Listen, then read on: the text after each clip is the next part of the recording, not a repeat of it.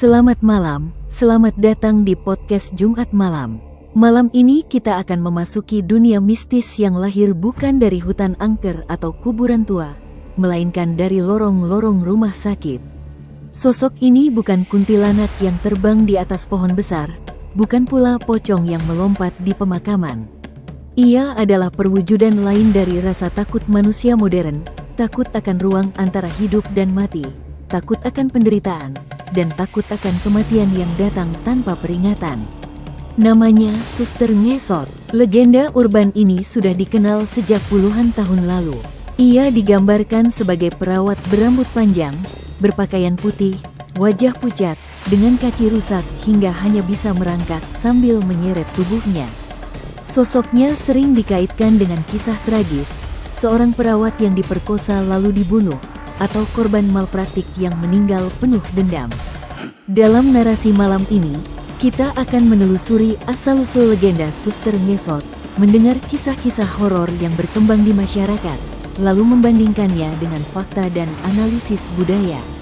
Kita akan melihat bagaimana cerita ini bukan sekadar hiburan menyeramkan, tetapi juga cermin dari trauma kolektif masyarakat perkotaan terhadap dunia medis. Legenda Suster Ngesot memiliki berbagai versi yang berkembang di masyarakat. Dalam kisah yang paling populer, ia digambarkan sebagai seorang perawat yang diperkosa oleh oknum dokter atau penjaga rumah sakit, kemudian dibunuh dengan cara sadis. Kakinya dipatahkan sehingga arwahnya tidak dapat berjalan tegak, hanya bisa merangkak sambil menyeret tubuhnya, ngesot. Versi lain menyebut ia adalah korban malpraktik medis, seorang pasien atau perawat yang meninggal tragis akibat kelalaian, lalu gentayangan di tempat ia terakhir hidup. Ada pula cerita yang menambahkan elemen pengkhianatan cinta, di mana ia disiksa oleh kekasihnya sendiri. Dalam budaya Jawa, istilah ngesot bukan sekadar gerakan fisik. Ia melambangkan kondisi tidak utuh, tidak sempurna, atau tidak bebas. Karena itu, sosok Suster Ngesot dipandang sebagai arwah yang menderita, terperangkap antara dunia orang hidup dan dunia orang mati, karena kematiannya dianggap tidak wajar. Yang menarik, legenda ini lahir bukan dari alam pedesaan atau kuburan, melainkan dari rumah sakit, ruang modern yang identik dengan sains, obat-obatan, dan teknologi medis. Namun bagi banyak orang, rumah sakit juga adalah tempat di mana nyawa hilang, di mana orang melihat penderitaan, dan di mana kematian terasa begitu dekat. Lorong panjang yang sunyi, bau obat-obatan, dan kamar rawat inap yang sepi seringkali menimbulkan rasa takut. Trauma kolektif terhadap rumah sakit inilah yang menjadi pupuk bagi tumbuhnya kisah-kisah gaib seperti Suster Ngesot. Di ruang modern yang mestinya netral, masyarakat tetap menempelkan narasi mistis sebagai cara menjelaskan rasa takut akan sakit dan kematian. Suster Ngesot berbeda dengan hantu tradisional seperti kuntilanak atau pocong. Kuntilanak biasanya muncul di pohon besar atau area pedesaan, sementara pocong identik dengan kuburan. Keduanya lahir dari tradisi lama yang kuat di pedesaan. Sebaliknya, Suster Ngesot adalah produk urban legend modern. Ia lahir di kota besar, muncul di rumah sakit dan gedung asrama perawat, lingkungan yang erat dengan kehidupan masyarakat perkotaan. Perbedaan ini menunjukkan evolusi mitologi hantu di Indonesia. Jika dulu masyarakat takut pada hutan dan kuburan, kini ketakutan baru lahir dari ruang modern, gedung tinggi, sekolah, kampus, dan terutama rumah sakit. Suster Ngesot menjadi simbol pergeseran budaya horor Indonesia dari pedesaan ke perkotaan. Cerita tentang Suster Ngesot hampir selalu terjadi di rumah sakit. Gambaran umumnya adalah lorong panjang yang gelap, hanya diterangi lampu redup. Bau obat-obatan bercampur dengan aroma anyir darah. Dalam suasana itu, beberapa orang mengaku melihat sosok perempuan berseragam putih, wajah pucat, dengan rambut panjang menutupi wajah. Yang membuatnya menyeramkan adalah cara ia bergerak, bukan berjalan, melainkan menyeret tubuh di lantai, menghasilkan suara gesekan yang membuat bulu kuduk merinding. Perawat malam sering bercerita bahwa saat mereka melakukan patroli, pintu ruang rawat inap yang kosong tiba-tiba terbuka. Ketika diperiksa, tidak ada siapapun, tetapi di lantai terlihat noda merah samar seolah ada sesuatu yang baru saja lewat. Pasien pun kadang merasa dihantui. Ada yang mengatakan melihat sosok perempuan duduk di ujung ranjang, menatap tanpa suara. Legenda ini berkembang luas di berbagai kota di Indonesia. Jakarta, beberapa rumah sakit tua yang sudah lama berdiri sering disebut menjadi tempat penampakan. Bandung, ada kisah populer tentang asrama perawat terbengkalai yang disebut angker. Yogyakarta dan Surabaya, rumah sakit pendidikan lama juga tak luput dari cerita penampakan, apalagi karena aktivitas malam yang sering membuat gedung sunyi dan lengang. Tidak jarang, cerita horor ini dikaitkan dengan bangunan rumah sakit yang sudah ditutup atau gedung lama yang berubah fungsi.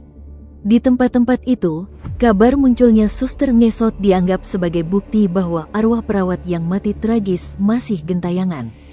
Masyarakat menggambarkan suster ngesot dengan ciri-ciri hampir seragam. Rambut panjang terurai menutupi wajah. Pakaian putih seperti seragam perawat, kadang berlumuran darah. Kulit pucat dengan tatapan kosong. Bergerak lambat sambil menyeret tubuhnya, ngesot.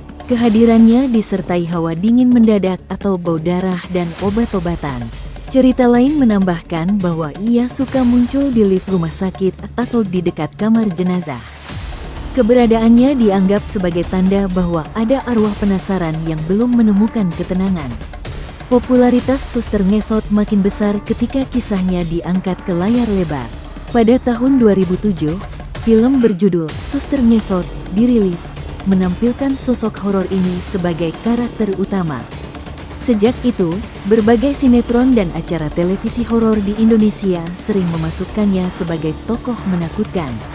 Di era internet, forum horor, blog pribadi, dan kanal YouTube menjadi ruang baru penyebaran cerita. Testimoni, penampakan nyata, dari pengunjung rumah sakit atau konten ghost hunting makin memperkuat reputasi sosok ini.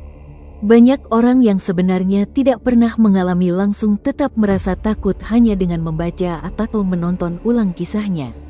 Selain media, cerita tentang suster ngesot bertahan karena tradisi lisan. Perawat senior sering menakuti perawat baru dengan cerita bahwa ada suster yang masih berkeliling di malam hari. Pasien yang sudah sembuh pulang membawa cerita bahwa rumah sakit tempat mereka dirawat dihantui. Bahkan satpam atau penjaga malam pun kadang berbagi kisah melihat bayangan putih merangkak di lorong. Cerita ini menular cepat karena mengandung elemen yang familiar bagi semua orang rumah sakit. Hampir semua orang pernah berhubungan dengan rumah sakit, sehingga cerita tentang hantunya mudah diterima. Suster ngesot bukan hanya hantu menakutkan, tetapi juga simbol.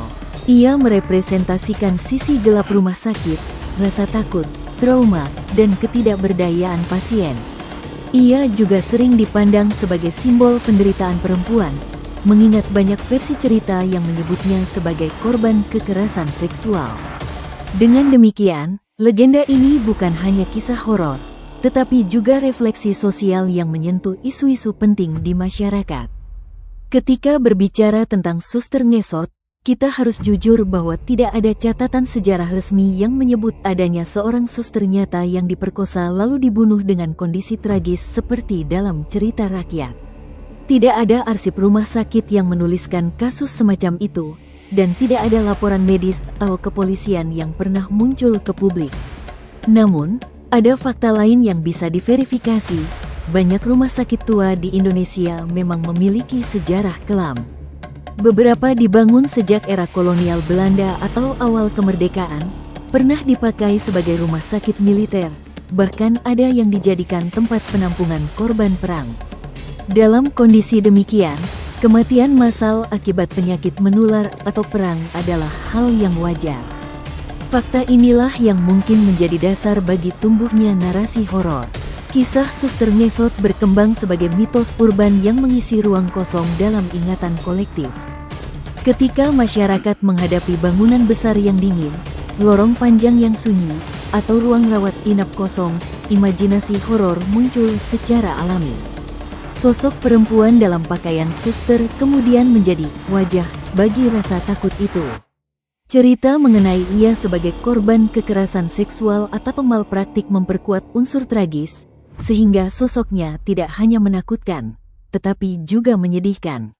Dalam konteks ini, mitos bekerja sebagai cara untuk menjelaskan sesuatu yang tidak terjelaskan, sekaligus sebagai sarana kontrol sosial, pesan moral bahwa kekerasan atau pengkhianatan akan mendapat balasan mengerikan. Suster Ngesot bertahan hingga kini karena memenuhi 3 aspek penting.